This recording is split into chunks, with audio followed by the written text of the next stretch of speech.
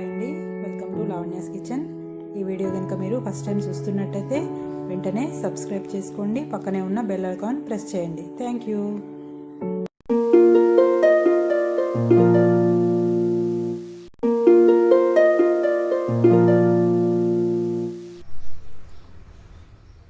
Hi అండి, welcome to Lavanya's kitchen.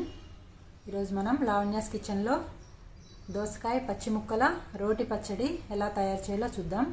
ముందుగా దానికి కావాల్సిన పదార్థాలు: దోసకాయ, చింతపండు, పచ్చిమిర్చి, సాల్ట్, జీలకర్ర, పసుపు, వెల్లుల్లిపాయలు. ముందుగా నేను దోసకాయ సగం పీస్ తీసుకున్నానండి. ఇది ఇలా ప్రెస్ చేసి చూస్తే బాగా గట్టిగా ఉండాలి, అప్పుడే చాలా టేస్టీగా ఉంటుంది. ఇలా మనం పొట్టుతోనే వేసుకోవాలి, అప్పుడు చాలా రుచిగా ఉంటుంది. ఇప్పుడు చట్నీ ఎలా తయారు చేయాలో చూద్దాం. ముందుగా మనం పచ్చిమిర్చిని రోట్లో వేసి దంచుకుందాం.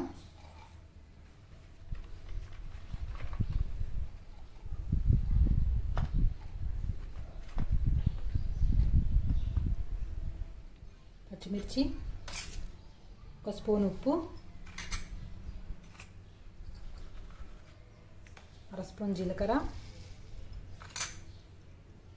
చింతపండు వేసుకొని మెత్తగా పేస్ట్ లాగా చేసుకుందాం.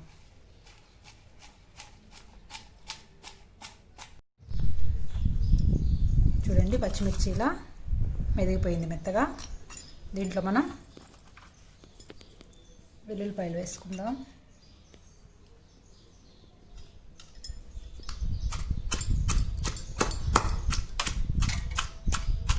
వెల్లుల్లిపాయలు కూడా మెత్తగా మెదిగిపోయాయండి. ఇప్పుడు మనం దోసకాయ ముక్కలు వేసుకుందాం. దోసకాయ ముక్కలు ఇలా పొట్టుతోనే వేసేసుకోవాలి, అప్పుడే చాలా టేస్టీగా ఉంటుంది. ఇవి మెత్తగా కొంచెం ముక్కలు ముక్కలుగానే ఉండాలండి, అప్పుడే మనకి పచ్చి ముక్కలు అన్నాం కదా, అందుకని అలా ఉంటుంది. మెత్తగా మాత్రం దంచుకోవద్దు. దోసకాయ పచ్చిముక్కల పచ్చడి ఇప్పుడు మనం పోపు వేసుకుందాము. ముందుగా ఒక బౌల్లో ఆయిల్ వేస్తున్నాను. ఒక 3 స్పూన్లు ఆయిల్ వేసాను. దీంట్లో మనం ఒక స్పూన్ పచ్చిపప్పు, ఒక స్పూన్ మినపప్పు, ఒక స్పూన్ జీలకర్ర, ఒక స్పూన్ ఆవాలు,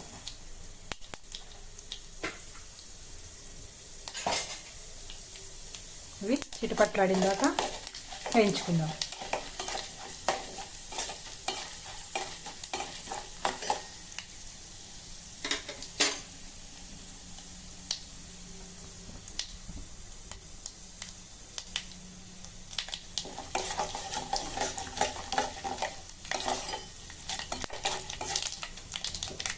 ఆవాలు చిట్పట్లాడాయి. ఇప్పుడు మనం దీంట్లో కరివేపాకు వేసుకుందాం.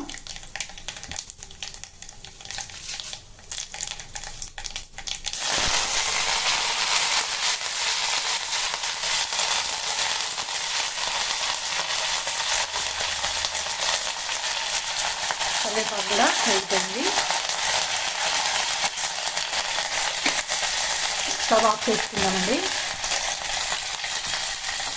స్టవ్ ఆఫ్ చేసుకున్న తర్వాత దీంట్లో మనం రోట్లో దంచుకున్నాం కదా దోసకాయ పచ్చిముక్కల పచ్చడి, ఇది వేసి కలుపుకుందాము.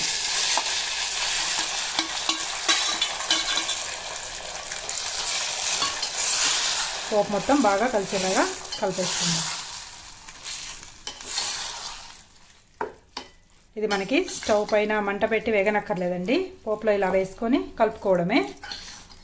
పచ్చి ముక్కలు పచ్చడి కదా, అందుకని పచ్చిగానే ఉండాలి. దోసకాయ మనం డైరెక్ట్ తింటాం కాబట్టి ఇలా వేగకపోయినా ఏం పర్వాలేదు, చాలా టేస్టీగా ఉంటుంది.